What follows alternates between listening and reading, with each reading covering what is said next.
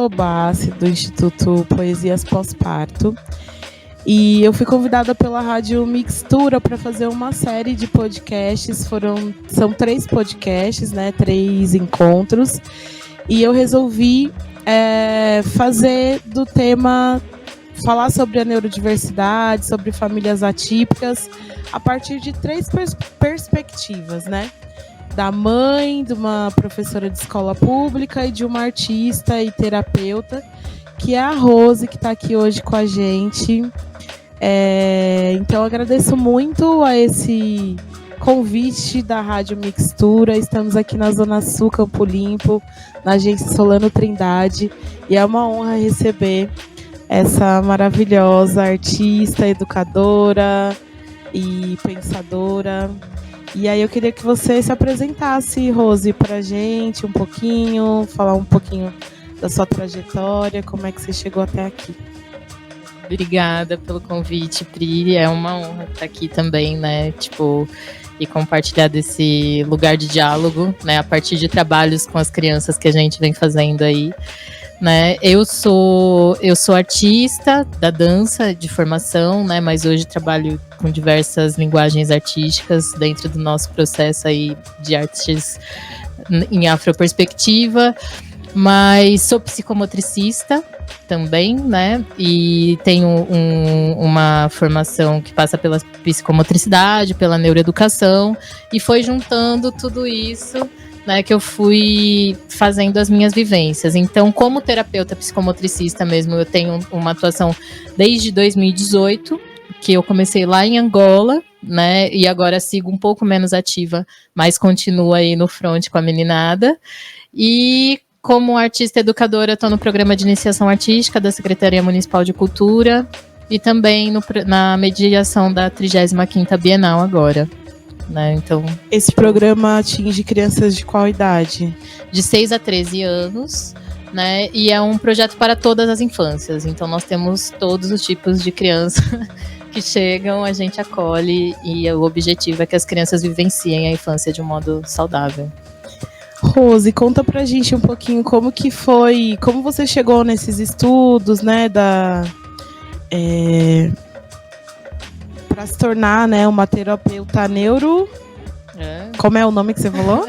É psicomotricidade. Psicomotricista e neuroeducação. Neuroeducação. Como é que você chegou nesse caminho, né? Como que esse caminho te encontrou, né? Não é só porque é um giro aí, né, que vai fazendo e vai levando também a gente para esses movimentos aí. Sim, eu me formei em dança, né, e eu tenho um interesse muito absurdo pelas questões fisiológicas mesmo do corpo, né, e desde que eu comecei lá a estudar a dança, eu tive muita relação com profissionais que trabalhavam com educação somática, isso foi me interessando muito, né, e aí eu cheguei a fazer uma formação do Ivaldo Bertazzo, né, de reeducação do movimento, e foi muito interessante, e aquela formação me despertou para ir buscar a psicomotricidade.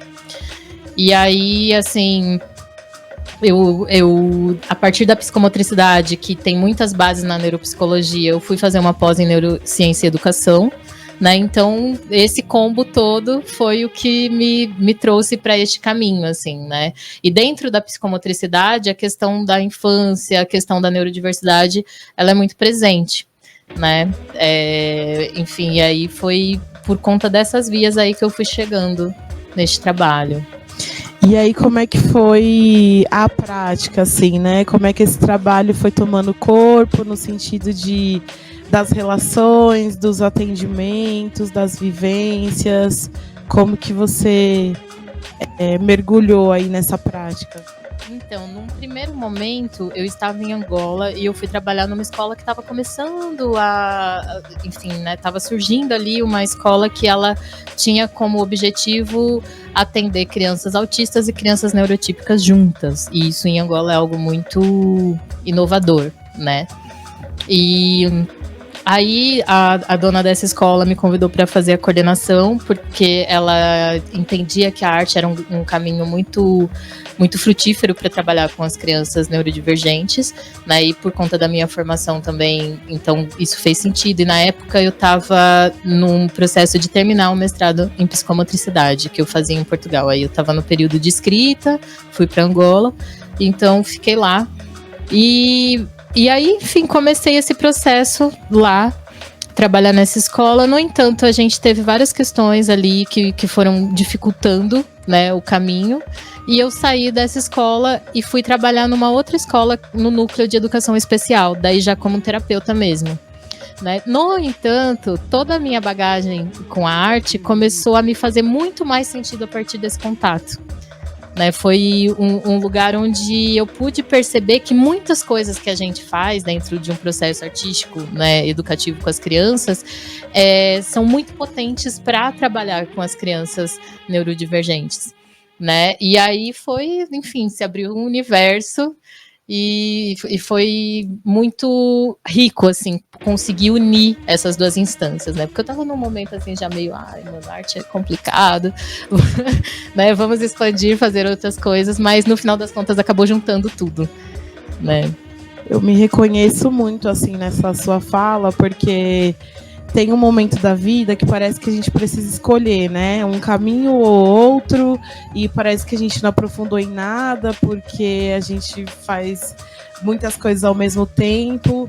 E aí eu acho que a maturidade também do caminho faz a gente entender que tudo faz sentido, né? Quando você consegue se apropriar de tudo aquilo que você é, de todos os caminhos que você percorreu, você produz também novas possibilidades, né, de trabalhar com aquilo que você tem. É aquela coisa do bolo, né, de olhar no armário, ver os ingredientes e falar, não, vou usar água, ou vou usar leite, eu vou usar uma farinha de coco, enfim, e aí você elaborar ali uma receita que é só sua, né? Sim. E você disse que hoje você está atuando no PIA, né, que é esse programa para as crianças, e não está mais atuando tanto quanto terapeuta.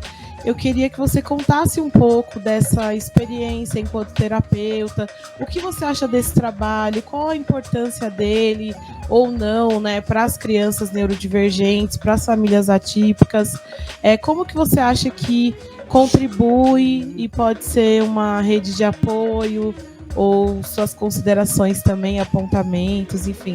Queria te ouvir um pouco sobre esse papel do terapeuta nessa trilha, né, nesse caminho das crianças e das famílias.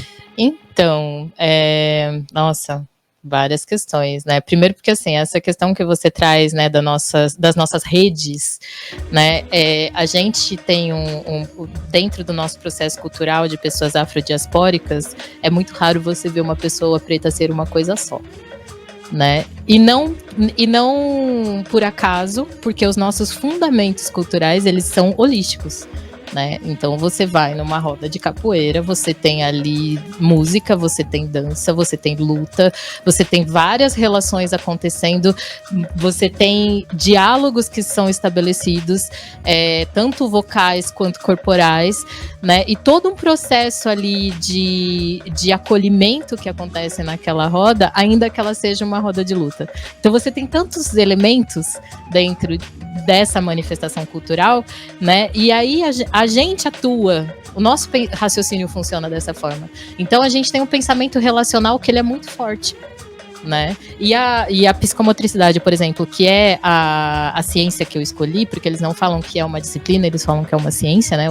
Enfim, os fundadores aí da psicomotricidade, que inclusive estudaram etnopsicologia para fundar a psicomotricidade, etnopsicologia, né? Para quem está ouvindo e não sabe, é a psicologia estudada a partir de povos não ocidentais. Nossa, que interessante. Muito babado, porque a gente, assim, quando você vai se aprofundando nos estudos, você vai vendo que muito do que são as disciplinas ou ciências inovadoras do Ocidente, elas estão calcadas em etnoestudos. Né? Então existe um lugar onde os antropólogos vão beber em outras civilizações para depois se formatarem essas ciências que são ditas inovadoras no Ocidente. E a psicomotricidade, ela é tida como uma ciência transdisciplinar, porque ela vai trabalhar o sujeito biopsicossocial. Então, nós trabalhamos a partir do corpo, tendo como foco psíquico, cognitivo e o motor, né? Então, a gente trabalha a criança por completo. E aí, nossa, esqueci qual era a pergunta. Desculpa. Não, acho que você tá esse caminho mesmo, é entender como que o papel do terapeuta pode contribuir. Sim, voltei agora. Estamos aí nesse caminho. Voltei agora. Então, assim, dentro da questão terapêutica, né, um terapeuta psicomotricista, ele vai ajudar de N maneiras, porque o nosso cognitivo e o nosso psíquico, eles são formados através do nosso motor. Né? O corpo chega primeiro, o corpo é a nossa primeira instância de experiência no mundo. Só que como a gente tem um processo de percepção do conhecimento e da construção do ser humano que se calca na mente só, a gente não consegue perceber a importância do corpo nesse processo. Né? Então, em termos de psicomotricidade, a terapia psicomotora ela é fundamental, inclusive para pessoas adultas que têm questões aí como depressão, por exemplo, né? Vários transtornos aí que nós temos agora, ansiedade, né? Muito disso pode ser aliviado através do trabalho corporal com uma perspectiva psicomotora. Só que nós temos uma sociedade que não valoriza essa relação corpo-mente, que não é uma relação, é um fato. Rádio Mixtura é uma rádio web do extremo sul da zona sul de São Paulo e vem compartilhando com o mundo a troca de conhecimento do dia a dia da nossa querida e amada periferia. Fazemos parte da nossa rede local, nacional e latina. Nossa comunicação é via áudio e vídeo e tem o foco de trabalhar com os objetivos de desenvolvimento sustentável, através do conhecimento ancestrais, usando as tecnologias de hoje para um futuro melhor. Informamos notícias, matérias, denúncias, contos, aulas, diálogos, vivências, workshops, palestras, músicas, poesias, shows, feiras, eventos, mixtapes, vinhetas, playlists e podcasts. Nosso conteúdo é diverso e a programação é ampla e aborda temática nas áreas dos povos indígenas, mulheres negras, LGBTQIA+, discotecagem de vinil, comunicação popular, futebol de várzea, sustentabilidade, alimentação, cultura popular, feminismo, empreendedorismo, literatura, hip-hop, fotografia, jornalismo, parto humanizado, roda de samba e cultura de quebrada. Estamos localizados na Rua Batista Crespo 105, Campo Limpo, no espaço compartilhado da agência Solano Trindade.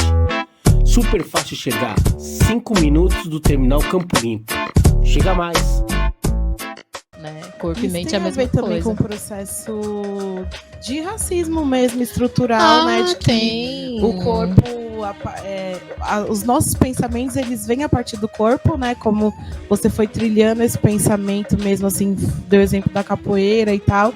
E aí o quanto isso também foi prejudicial, né, até hoje, das crianças serem apartadas do próprio corpo e isso às vezes ter fundamentos religiosos, né? Sim. Então às vezes você pede para a criança fazer um movimento no plano médio e ela fala, isso é capoeira, isso é do demônio, isso eu não vou fazer, né? Então tem uma associação aí que é muito delicada e perversa, né?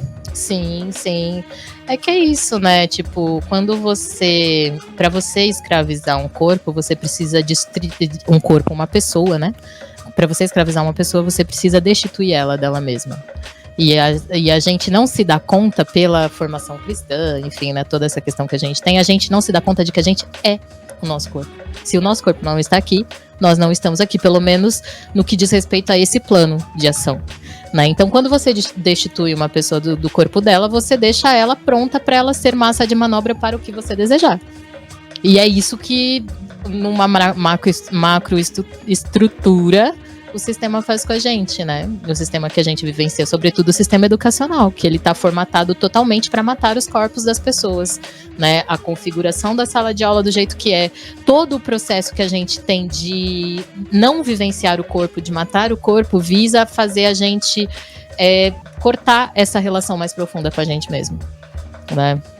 E aí, nesse caso, a gente tem que fazer mesmo um processo de religar, né? No caso de algumas crianças neurodivergentes, dependendo do transtorno que a criança tem e tudo mais, isso não se desliga. E é aí que incomoda, porque um corpo incomoda.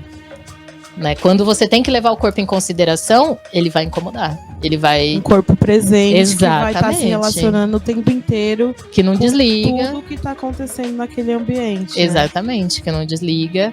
Então, assim, quanto menor a possibilidade de desligar o corpo, mais ele vai incomodar. Né? Então, a gente vai ter aí uma questão muito... Uma questão social mesmo que a gente precisa transformar, né? Uma visão que a gente precisa transformar sobre a relação que a gente tem com o corpo. E conta um pouquinho pra gente, Rose, assim, como que é o seu trabalho na prática, né? Como é que você ativa ou você dá contorno também, né? Que é importante, eu também tenho esse estudo com bebês, né? A gente troca bastante nesse sentido que é isso também, né? A gente precisa de contorno, né? E os bebês, as crianças, qualquer pessoa precisa, né? Tanto que quando a gente está em um estado de desconforto, a gente tenta se acolher, né? A gente se curva, a gente se fecha, a gente quer procurar esse contorno. Então, queria que você contasse um pouco como que é esse trabalho, né, de trazer esses corpos para a presença, proporcionar contorno, enfim, e todas as outras coisas que o seu trabalho proporciona, né? Como que é esse trabalho de terapeuta, de artista educadora? Sim, é assim, dentro da psicomotricidade, a gente trabalha com várias linhas mesmo, né? Então a gente tem um trabalho que às vezes é mais funcional, de perceber o tônus da pessoa, como é que tá, né? O tônus que é a sustentação da força muscular. Então a gente vai observar isso, vai perceber como que isso afeta, né? A gente não tem noção, mas assim, uma pessoa que tem uma hipotonia, ou seja, né, ela tem pouca força muscular, isso afeta neurologicamente a área da atenção no cérebro dela, e ela acaba não conseguindo prestar tanta atenção quanto uma pessoa que tem um tônus equilibrado. Então, o que a gente vai fazer? A gente vai ajudar ela com brincadeiras que ajudem ela a fortalecer a musculatura, né? Vai pegar umas coisas mais pesadas. Às vezes, a criança tem um nível de hipotonia que o próprio peso do corpo já vai ser um grande trabalho para ela. Então, a gente faz brincadeiras a partir do peso do corpo, né? Então, tem todo esse lugar de observação da necessidade da pessoa, né? Pra gente conseguir trazer aí pra ela exercícios, geralmente são brincadeiras, é muito assim, muito raro a gente não conseguir brincar, né? Porque a ideia é sempre fazer isso através do lúdico, porque dentro do trabalho da psicomotricidade, a emoção também é muito importante. Então, porque assim, muitas vezes as pessoas confundem a fisioterapia com a psicomotricidade, por exemplo. O que diferencia a fisioterapia da psicomotricidade? Na psicomotricidade, a criança vai brincar, ela vai fazer o exercício, ela nem percebe que ela está fazendo o exercício, né? Porque a ideia é que, além de ter o trabalho físico da estrutura, ela também tem o trabalho relacional. Ela também tem a conexão emocional, né? Porque dentro do trabalho da psicomotricidade, a gente entende que a criança é um todo, né? Então, assim, eu fiz esse trabalho na clínica desde aí foi do meio de 2018 até final de 2021. Eu fiquei nesse processo clínico mesmo, trabalhando em clínicas. E aí, com a pandemia, eu fui pegando algumas famílias para orientar online, né? Ainda faço esse processo de orientação de famílias online. E aí a ideia dessa orientação é ensinar os pais a brincarem com as crianças, né? Porque também tem toda uma relação familiar que, né, você já conversou aqui, que é bem complexa. E a ideia é trazer para as famílias jogos e brincadeiras que ajudem essas crianças a se desenvolverem, a estimular as crianças. E é uma satisfação imensa, né? Quando ela, enfim, e o mais interessante porque eu já tive mãe que me agradeceu muito no sentido de, nossa, eu achei que eu era incapaz de ensinar meu filho. E agora eu tô conseguindo fazer ele me entender e ajudando ele a entender as coisas. Então, a pessoa vai entrando num lugar, porque muitas vezes o discurso clínico sobre um transtorno do espectro autista, por exemplo, deixa as famílias com tantos medos, com tantas questões, que é como se as famílias fossem incapazes de lidar com as suas crianças, né? Mas, na verdade, na minha percepção, pelo menos, né, na percepção de tudo que eu tenho desenvolvido e trabalhado aí nos últimos tempos, se não tem a relação com a família da forma mais saudável possível, a dificuldade que essa criança vai ter de se desenvolver é muito maior. Então, o nosso trabalho como terapeuta não é só com a criança. É fazer uma ponte entre a criança e a família. E ajudar essa família a entender possibilidades de lidar com essa criança, né? E aí, assim, no trabalho clínico, eu sempre tirava um tempinho ali, falava, terminei mais cedo aqui pra gente conversar, passava exercícios pra casa, tá fazendo, não tá fazendo, né? Pra gente conseguir ajudar a criança a se desenvolver mesmo, porque assim, 45 minutos que a criança tem de terapia na clínica não vai fazer absolutamente diferença nenhuma se ela não tiver um suporte em casa, né? Ainda que ela tenha terapia todos os dias da semana, ela passa mais tempo com a família e nessa relação mesmo do que com as pessoas da clínica, né? Então é necessário a família estar envolvida nesse processo, né?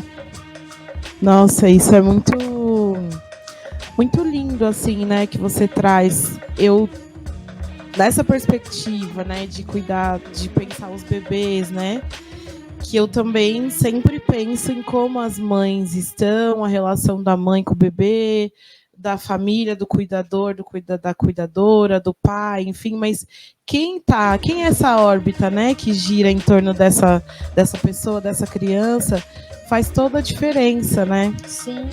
Porque a nossa segurança, ela é construída a partir do olhar do outro, né? Então, quanto mais eu confio em você, mais eu confio em mim, né? Então, o quanto isso é importante, assim, e é bonito, né? E de também, eu acho que dessas famílias e, em geral, as mães, né, que ficam com essa sobrecarga, de entender que a brincadeira é um caminho, né? A brincadeira é uma ponte, a brincadeira é uma possibilidade de conexão, porque ela também é tão bombardeada, né?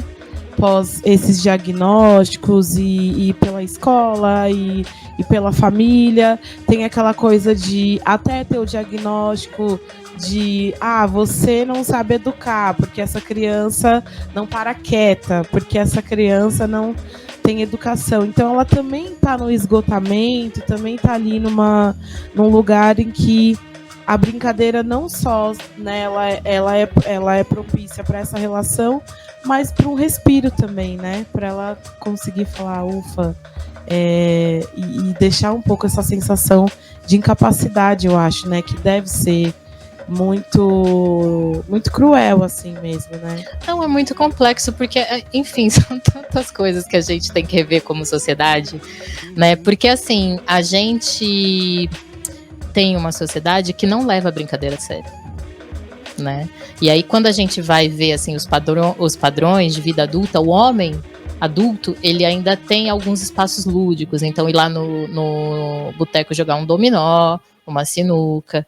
Que espaço lúdico tem uma mulher dona de casa, futebol, mãe de família, né, no final de semana? Entendeu? A mulher vai jogar futebol com quem no final de semana? Fogão, sabe? Então tem uns lugares muito demarcados onde a ludicidade na vida das mulheres, ela é muito menor desde muito cedo. Porque eu, como menina, tinha que lavar louça, fazer vários serviços de casa antes de ajudar minha mãe. Eu ia terminar as coisas lá, pro final da tarde já tava puta já, porque, tipo, meu tempo de brincar já tava quase acabando, né? E aí a gente não tem tanto espaço lúdico. E aí quando alguém chega e fala, olha, você tem que brincar com seu filho, a pessoa foi, tipo, né? E tem muitas vezes, que as mães têm mesmo dificuldade de compreender, mas peraí, como que a brincadeira vai ajudar meu filho? Né? Sendo que, enfim, crianças aprendem brincando, sejam meninos, sejam meninas, né? A brincadeira é um dos maiores processos de ensino-aprendizagem para qualquer criança, seja ela típica, seja ela neurodivergente. Então, é muito importante o processo da brincadeira, na verdade, né? Infelizmente a gente tem essa lacuna mesmo, né? E principalmente quando a gente faz um recorte, né, racial, social, a infância, né, para crianças pretas é muito recente, né? Não é uma coisa que se teve sempre ao longo da história. Então, também tem essas camadas, assim. Eu queria que você falasse um pouco sobre esses aspectos transversais, né? Quais são as diferenças, né? Uma criança que ela é neurotípica, negra, pobre, enfim, e vários outros atravessamentos. Como é que você qual é a sua percepção sobre isso? Nossa, então, a gente, como sociedade, a gente tem desafios imensos em relação a isso, assim. Porque, por exemplo, nas clínicas onde eu trabalhei, eu atendi crianças com poder aquisitivo maior. Então, tem todos os enfrentamentos que são rejeições da família, que são questões que já afetam muito a criança, mas ainda existe aquela possibilidade de, se o médico falar, né, o neuropediatra falar que essa criança tem que fazer 20 horas de terapia semanais, ela vai fazer, vai acontecer. E aí, isso é muito diferente para uma criança que ela vem com diversos marcadores sociais para além da neurodivergência, né? E é muito, muito, muito complexo. Assim, tem uma questão que é muito forte também, que é como que eu posso dizer? Que é a dificuldade de haver um encaminhamento para um diagnóstico. Sobretudo se essa criança tem uma neurodivergência que não é identificável logo de cara. Né? Então, se é um TDAH, ela vai ser julgada na escola como aquela que não aprende porque é preta, entendeu? Porque não é capaz, porque não é inteligente. E, então, esse diagnóstico demora muito para vir e pode não vir, inclusive. Né? A pessoa pode passar a vida inteira achando que ela é incapaz de aprender, quando na verdade ela tem uma neurodivergência e não foi diagnosticada. Né? Então aí às vezes tem o diagnóstico, mas a família não consegue o tratamento adequado. Né? Tipo, eu tenho crianças, né, neste período, né, de trabalho no PIA, há crianças que estão com a gente, que têm neurodivergências que necessitariam de um acompanhamento muito mais de perto, mas elas vão fazer terapia de 15 em 15 dias, né? E ainda daquele jeito entra meia hora, em meia hora você não faz nada com a criança, né? Porque a gente que trabalha com infâncias, a gente sabe o tempo de envolvimento de uma criança dentro de uma atividade. Se sentir segura, exatamente, né? Começar ali a se relacionar. Exatamente. E aí então é um desnível muito grande, né, para que essa criança se desenvolva. E eu fico pensando mesmo o que a gente precisa criar, na verdade, né? Porque eu acho que espaços de sociabilidade e desenvolvimento para essas crianças são muito poucos. Mesmo o PIA, né? A gente começa a trabalhar em abril e a gente termina agora em novembro. De dezembro a março do ano que vem, o que as famílias vão fazer? Né? Sobretudo crianças que têm esse espaço como, às vezes, um único espaço de sociabilidade, né? É muito complexo, assim. A gente fez uma visita ao CAPS, né, da região lá onde eu trabalho, que é a Freguesia Brasilândia, e foi uma conversa muito interessante que a gente teve com as terapeutas, né, de uma das crianças que está com a gente. E aí a terapeuta falava sobre a importância de ele ter esse espaço de convivência, porque dentro do nosso processo, né, que é uma criança que tem diagnósticos múltiplos, tem várias questões ali acontecendo com ela, e a gente entendeu que a nossa relação com ela no encontro é ajudar ela a conviver com as outras crianças, né, e ajudar as outras crianças a respeitarem os modos dela, né. Então, e a gente tem feito esse processo, né? Só que é isso, em novembro termina.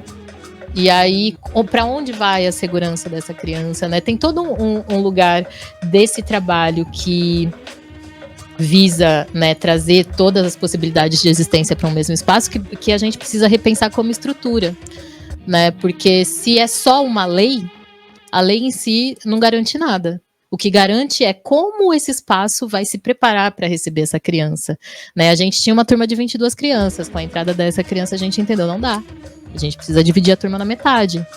Porque senão vai faltar para uns, vai ser muito complexo a gente lidar com esse tanto de criança e essa demanda de atenção que essa criança nos pede. No entanto, a gente não vai tirar ela desse espaço de convivência. E a nossa sorte é que dentro do programa a gente tem essa mobilidade. A gente conseguiu dividir esse tempo, né? Então tem todo um processo de adaptação que a gente fez para receber essa criança. Só que quais instituições estão a fim mesmo de fazer esse processo? Repensar as suas condutas, as suas práticas. Né? Então tem várias atividades que a gente pensa, não. E qual que é o nosso processo também? De não ficar o tempo todo num processo de adaptação onde, porque somos 2 educadoras no caso, né, do PIA. Então, assim, fica uma pessoa com ele e a outra com o restante da turma. A gente tá num processo de juntar todo mundo na mesma atividade. Então, a gente tá sempre pensando atividades onde todas as crianças possam participar. Né, pra gente não ter esse lugar que às vezes a gente acha que tá incluindo, mas quando a gente começa a ficar só elaborando atividades só para aquela criança, todo mundo faz uma coisa, ela faz outra, a gente acaba enfatizando essa separação, né? E a ideia ali, pelo menos a nossa, é permitir essa convivência, né? Tem um lugar que eu acho que é muito complexo, que pega muito, né, as famílias quando elas recebem os diagnósticos, que é, ele precisa aprender. Então, assim, a criança precisa aprender, então lota a criança de terapia, e tudo precisa ter um fim de aprendizagem para a criança. As crianças estão aprendendo o tempo todo, mesmo. Então, num lugar onde a criança consegue conversar com outra criança, ela está aprendendo. Num lugar onde ela consegue pedir algum brinquedo para alguém, ela está aprendendo.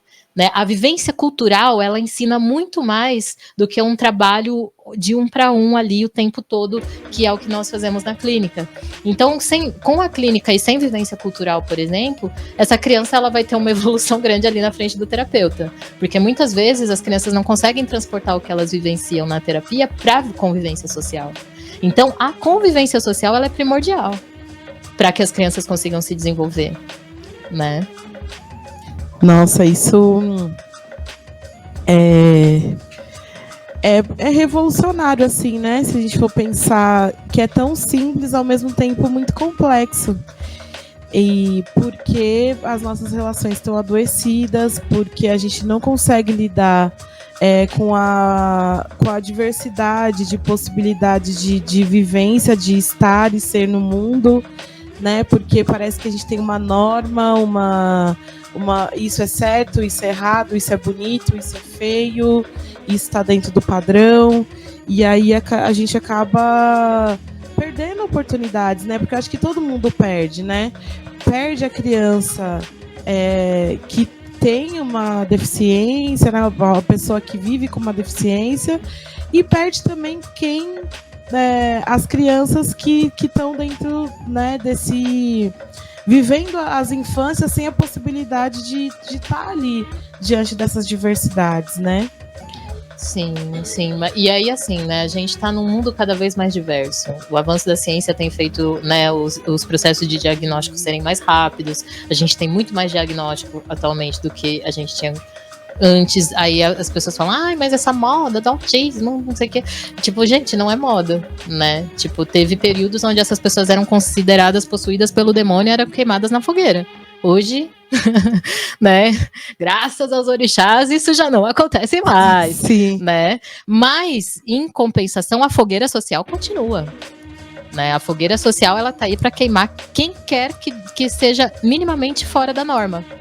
Então, tem muitas questões, né, e a gente como terapeuta também tem muito esse lugar de conversar com as famílias sobre isso, que às vezes a família, quando ela recebe o diagnóstico, ela pensa muito na ideia de, não, mas eu tenho que ensinar tal coisa, tem coisas que são aprendíveis e tem coisas que não são. Que colocar essa criança nesse lugar da produtividade, né? Sim, da produtividade e de um único espaço de convivência.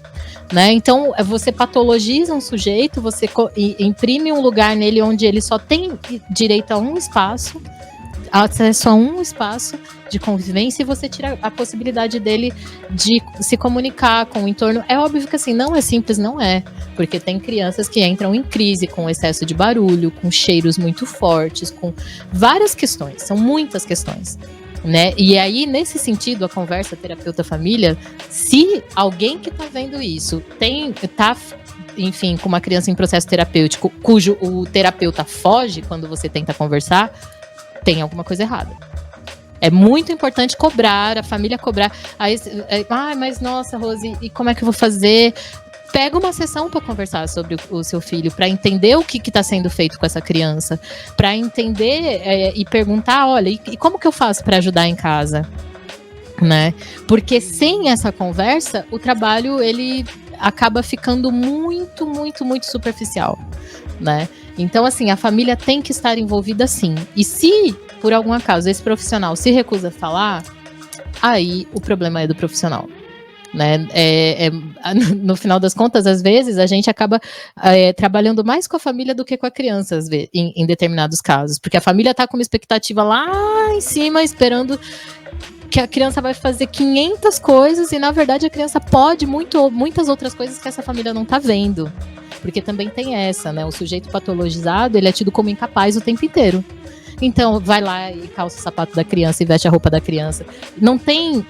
é óbvio que, assim, você como mãe deve saber muito bem que tem hora que você tem que sair. Você não dá tempo de ficar esperando o fulaninho colocar meia, né? No entanto, muitas vezes a gente não ajuda a criança nesse processo. Quando ela precisa aprender, ela tem o tempo dela. Né? A gente, assim, isso em diversas relações, a gente... esse processo de autonomia, ele é muito importante, né, para o desenvolvimento. Sim.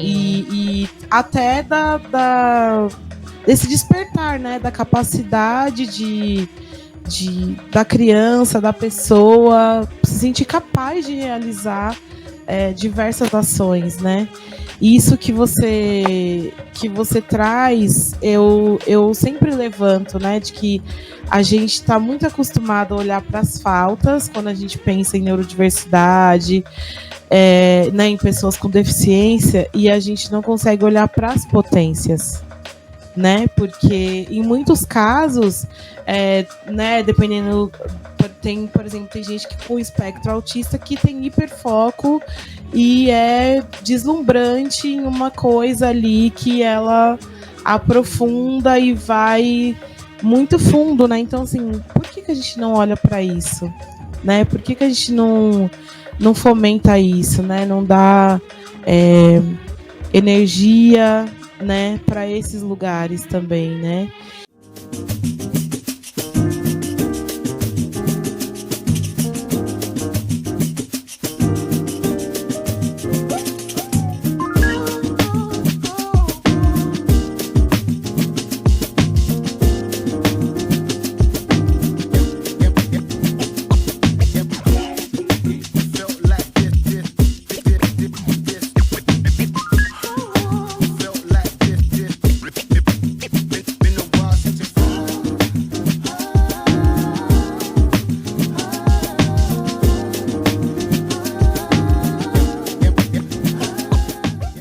E aí eu queria voltar a uma coisa que você falou, que é dessa relação das crianças, né? Eu sinto, assim, no trabalho com as crianças, quando tem alguma criança com deficiência, com alguma neurodiversidade, que as crianças, elas são muito acolhedoras, né? E que elas vão ali achando formas de se relacionar, né? Muito diferente do que a gente fala, criança é cruel, porque a escola, sim, tem uma crueldade, tem uma falta de filtro social, né? Que esse filtro a gente vai desenvolvendo com o tempo, mas assim, queria que você falasse um pouco dessa percepção que você tem de como que são as crianças em relação a elas mesmas, sabe? Como é que é a sua percepção em relação a isso? Olha, eu cada vez mais acredito que conviver é compreender. Né? A gente, quando não proporciona às crianças típicas que convivam com as crianças neurodivergentes, a gente está criando um abismo social imenso entre elas. Muitas vezes, os comportamentos excludentes da criança, ela vem de questões ali familiares, que a família já tem esse comportamento, às vezes em relação até a alguém da própria família, né? Mas quando a gente vai dinamizando a relação, elas buscam esse contato. Elas ficam felizes. Tipo, a gente tinha o ano passado uma criança de 10 anos que não sabia pular corda. E, enfim, uma criança dentro do espectro autista, e era muito difícil, porque era uma criança hipotônica e tudo mais, mas ela morria de vontade de pular. Eu falei, vamos lá, vamos aprender. E a gente começou da cobrinha, né? Em abril ali, da cobrinha, fazendo e tudo mais. A gente não pulava corda todo dia, mas com o passar do tempo, essa criança foi entendendo como que funcionava, né? E foi todo um processo. Fizemos a cobrinha, depois fizemos o barquinho, depois fazia um parava. E no final do ano, essa criança conseguiu dar 10 pulinhos. E foi um festejo, foi um festerê, todo mundo, tipo, contando 1, 2. E aí foi muito, muito gostoso, né, de ver. É muito emocionante a gente ver essas coisas, porque aí você entende que as crianças, elas estão juntas, né? E muito do que elas vão manifestar como expressão em relação às outras crianças está calcado nas convivências familiares delas, né? Então, assim, a gente precisa proporcionar essa convivência para as crianças, né? Para que elas compreendam desde cedo que há outras formas de viver, outras formas de sentir, né? Às vezes elas falavam, ai, Rose, mas o fulano não tá fazendo. Eu falei assim, não, ele tá fazendo do jeito dele. Tá fazendo de outra forma, né? Tipo, porque uma vez um dos trabalhos que a gente fez foi o de desenhos com areia, né? E essa criança ficou fascinada pela areia só. Ela não queria desenhar com areia. Então ela espalhou a areia no chão e ficou se deleitando de passar a mão na areia. E aí as meninas começaram a se incomodar. Ai, mas ele não tá fazendo. Eu falei assim, não, ele tá fazendo do jeito dele.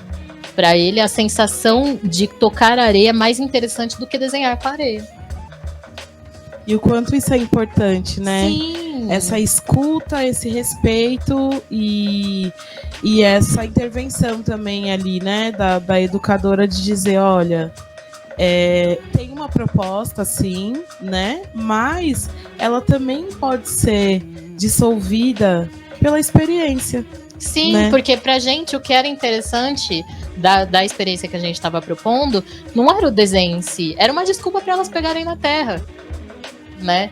Então, tipo, tinha todo um lugar de familiaridade com a terra que a gente queria gerar, tipo, a gente já chegou a fazer tinta de terra, chegou a fazer outras coisas, né? Mas a ideia era o toque na terra, era entender que a terra não é suja, né? Então, quando a criança vem e participa do jeito dela, ela não tá desfazendo o ambiente, né? E eu acho que isso é o que muitas pessoas precisam entender quando estão lidando com essas crianças em ambiente escolar ou em qualquer atividade de ensino, entre aspas, né? Essa mesma criança tinha um fascínio pelo azul, assim. A gente dava uma folha, e ela pintava tudo de azul.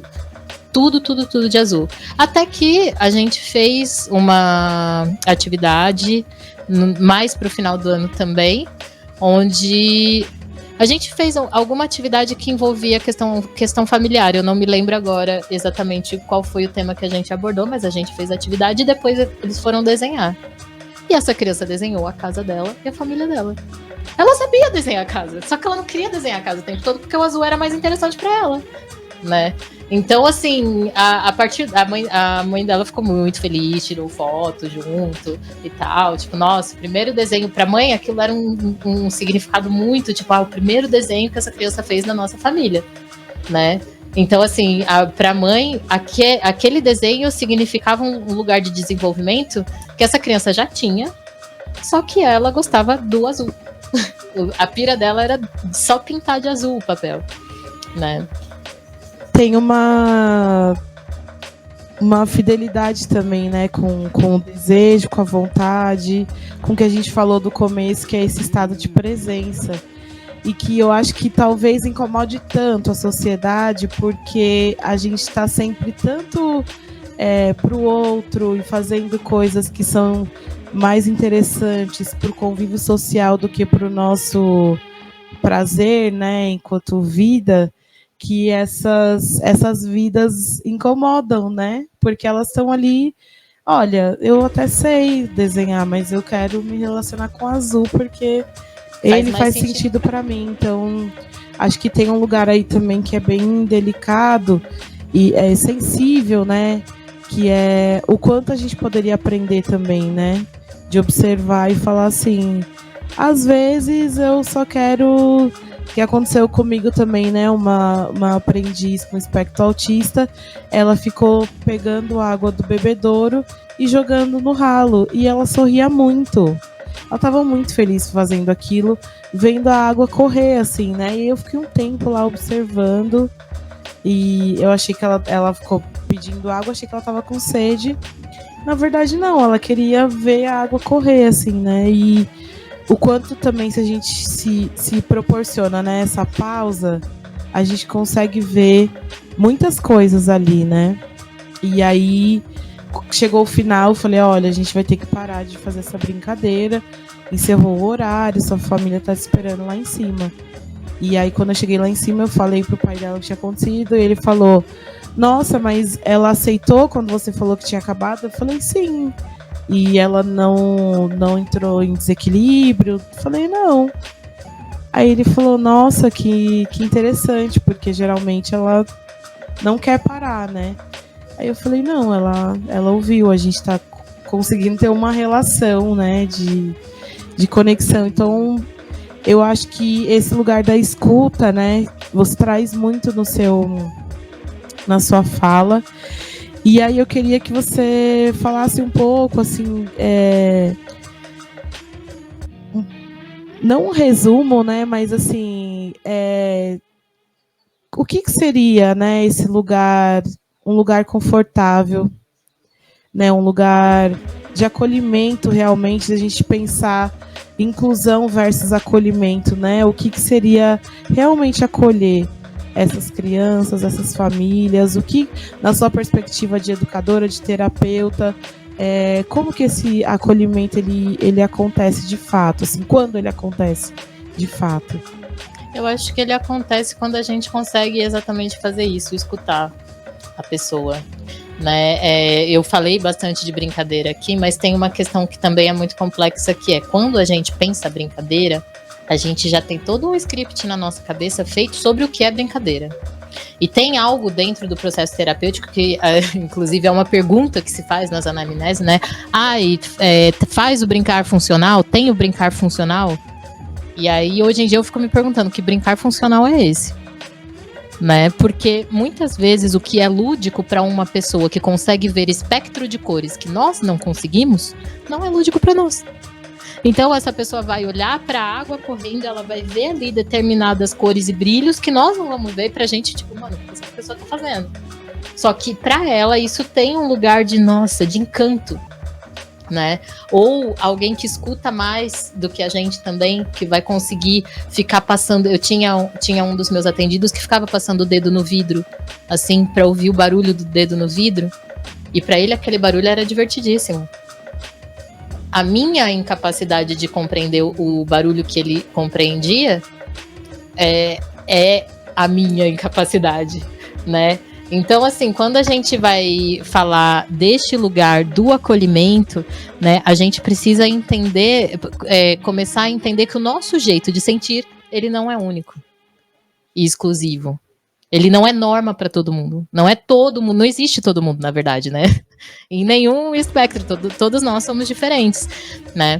Mas o acolhimento, ele passa por um lugar de escuta, né? Em relação às famílias, também passa por um lugar de escuta dessa questão muito dolorosa, que é a família ter que lidar com a ideia que ela tinha da criança que ela gostaria de ter e a criança que está perante ela. Isso é muito dolorido, né? É um processo de luto mesmo, pelo qual as famílias passam, né? E a gente precisa entender isso sem julgar, né? Sobretudo as mães que ficam ali na linha de frente o tempo inteiro. Muitas mães, mas muitas mesmo, são abandonadas pelos seus companheiros entre aspas, né? Porque, enfim, nem tenho o que falar dessas situações, mas muitas mães são abandonadas quando a criança recebe o diagnóstico, né? E elas ficam ali tendo que lidar com toda aquela situação sozinhas.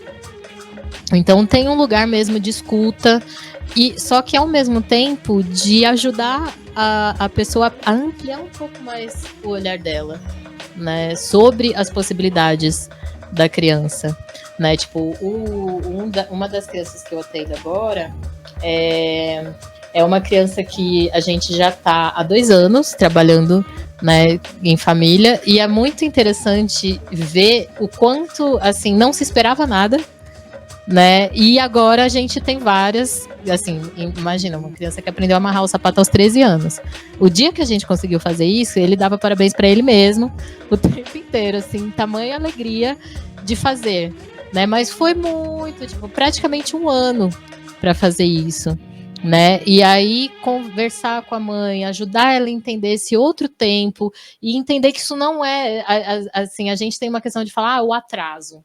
É o tempo dessa criança, né? Em relação a determinados padrões de desenvolvimento, sim, essa criança está consideravelmente num atraso. Mas em relação ao próprio processo da criança, ela não está atrasada. Ela está fazendo de acordo com as possibilidades dela, né? Então, ajudar as famílias a entenderem esse lugar de outros tempos de desenvolvimento é também algo que eu acho muito importante, né? Por isso que eu falo muito da necessidade da conversa com os terapeutas, né? Porque senão joga-se muita expectativa, se gera-se muita frustração, né? E essas tensões, elas vão refletindo na convivência entre as pessoas, né? E, enfim, fica assim, muito mais pesado, né? E aí a gente está caminhando aqui para fechar, né, essa conversa e iniciar também reflexões. E eu queria que você falasse um pouco como que, né, você é uma pesquisadora das artes, né, diaspóricas, pretas. Então eu queria que você falasse um pouquinho como que essa pesquisa, essa vivência, construção artística, ela colabora, né, nesse processo aí de terapeuta, de educadora, como que as artes pretas, né, elas dialogam com esse processo da neurodiversidade? Ai, para mim é fundamento. Para mim, se eu não tivesse essa pesquisa, essa relação com as artes em afroperspectiva, eu não teria essa visão que eu tenho. Né? Porque quando a gente vai, por exemplo, mais uma vez, né, falando de capoeira, quando a gente vai para uma roda de capoeira, a gente tem uma questão que é um código de movimento compartilhado, né? Então todo mundo sabe que determinados movimentos são da capoeira, mas não existe um jeito só de fazer esses movimentos. E todos os corpos que vão jogar capoeira, eles vão fazer de acordo com as suas possibilidades físicas, né? Então existe um lugar de adaptação, né, dentro das nossas manifestações culturais, que ele é rico demais, ele é fundamento para a gente entender isso em diversos âmbitos da nossa vida, né? Eu acho que é muito importante a gente olhar para as artes em afroperspectiva como fundamento filosófico para as experiências mesmo que a gente vive, né? Porque dentro de uma roda de capoeira cabe uma diversidade que não cabe numa classe de balé, por exemplo, numa aula de balé, que a gente já sabe. Né? Então, existe muitas possibilidades dentro das nossas manifestações para a gente conseguir trabalhar N aspectos com as crianças a partir delas, né? Tipo, então você vai fazer um samba de roda, tem várias questões ali que vão acontecer, né? Tem os rituais, tem a percepção de espaço, diversos elementos ali, mas que não impedem ninguém de entrar nessa roda. Né? Não são fatores impeditivos de entrar na roda. A gente não trabalha com padrões fixos, a gente trabalha com padrões móveis, né? Então, quando a gente vai falar de traços culturais dinâmicos, que é o que a gente tem dentro das nossas artes, isso amplia muito a nossa percepção de mundo, né? Isso amplia muito a nossa percepção de relação com outra pessoa, né? Então, eu acho que a gente precisa olhar para as artes, né, como um lugar de desenvolvimento mesmo, não só no sentido estético, mas no sentido educacional. E educacional não só de crianças. Porque ninguém, assim, só para de aprender quem morreu.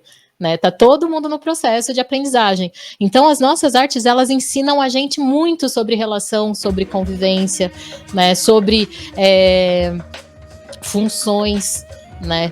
Então tem um lugar assim de movimento, né, que é o fundamento das nossas artes, que é algo que eu acho que perpassa assim as diversas manifestações culturais em afroperspectiva, que é muito importante a gente incorporar como sociedade, né? A gente pensar em movimento.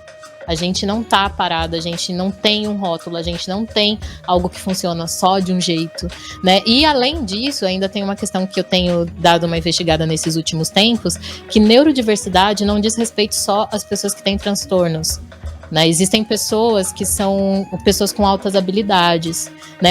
Aí você pensa, se o diagnóstico de um TDAH para uma criança negra é complexo, pensa um laudo de altas habilidades. É quase impossível, né? E as altas habilidades, ela tem um espectro de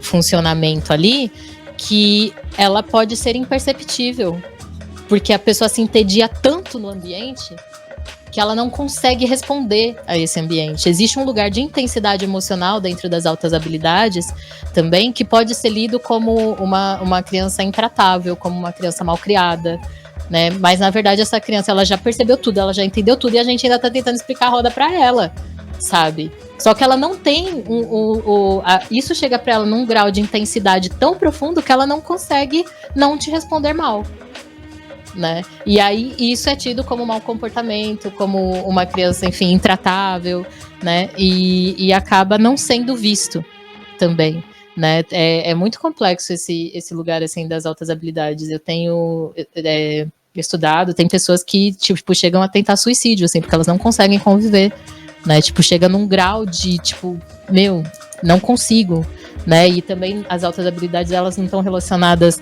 a uma coisa só, né? Porque todo mundo pensa, falar altas habilidades, superdotação, é o cara lá da Apple, que eu esqueci o nome dele agora. Cara, da onde? Da Apple, o Steve Jobs. O Steve Jobs não é o Steve Jobs. Tem muitas facetas das altas habilidades, inclusive em relação à questão de intensidade emocional, né, de criatividade, que a criança, ela tem uma criatividade ali, ó, que tá a milhão.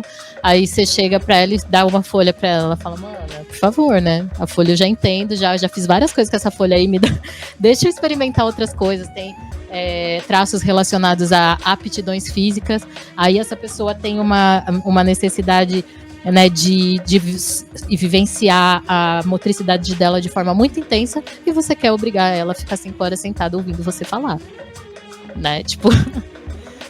Porque é muito mais interessante, né, isso é muito, muito legal, assim, até de trazer, pensando que as nossas práticas também têm o corpo como centro, né, então isso também já traz uma outra perspectiva. E aí, Rose, queria te agradecer muito por essa conversa e pedir para você deixar um recado para quem você acha importante, né? Para as famílias, para outras terapeutas, educadoras, enfim, quem você achar aí interessante, para a sociedade em geral, o que você gostaria de deixar como sementinha aí desse encontro. Obrigada, eu que agradeço esse convite. É sempre muito bom conversar com você e trocar, né? Você também vem fazendo um trabalho aí muito lindo, que é muito importante, né? A gente tem que olhar para a primeira infância. A primeira infância é o berço de tudo, literalmente o berço de tudo, né? E é muito importante esse lugar que às vezes passa tão despercebido, que a gente nem vê como sociedade, né? Nossa, o que eu quero falar? Meu Deus, é muita... São tantas coisas, mas eu fico pensando muito na questão de a gente não ver os outros como problema, né? A gente, como sociedade, a gente precisa aprender, a gente precisa se educar, a gente precisa perceber as nossas falhas, e buscar fundamentos que nos ajudem a mobilizar, né, essas falhas, porque o que acontece? Pessoas neurotípicas, elas são educadas para excluírem, entende? Nós somos educados para isso. Então, quando a gente vai falar dessas questões de neurodiversidade, mesmo uma pessoa que é terapeuta, né, o o estudo dá pra gente a percepção clínica das coisas, só que a percepção clínica ela não é a única. Né? Existe tantas outras possibilidades de a gente olhar para uma pessoa. Isso não quer dizer que a percepção clínica está errada, porque ela ajuda muito. Ajuda muito você lidar com uma pessoa e saber que ela tem ali uma hipersensibilidade a determinada textura, a determinado som. Isso não é patologizar, isso é escutar, isso é perceber. Agora, o problema é quando você usa essa hipersensibilidade como rótulo e limite para o que ela deve ou não deve fazer. Né? Então, eu acho que a gente precisa se reeducar como sociedade, né, para a gente fazer de fato esse acolhimento e entender que todas as pessoas existem do jeito que são, né, tipo, e que todas as existências são válidas. Eu penso muito sobre esse lugar, assim, né, tipo, que é um trabalho diário, assim, de ir quebrando essas camadas para a gente ser capaz de escutar essas existências. Lindo, obrigada, querida, que a gente possa, né, conviver aí em sociedade de forma mais plural, sensível. Esse foi mais um episódio da Rádio Mixtura com o Instituto Poesias Pós-Parto. Muito obrigado para quem ficou nos ouvindo, nos vendo até agora, até aqui. Espero que essa série de 3 episódios aí tenha contribuído para novas possibilidades da gente pensar em como viver em sociedade, né, de pessoas típicas, atípicas e, de fato, acolhedoras. Muito obrigada.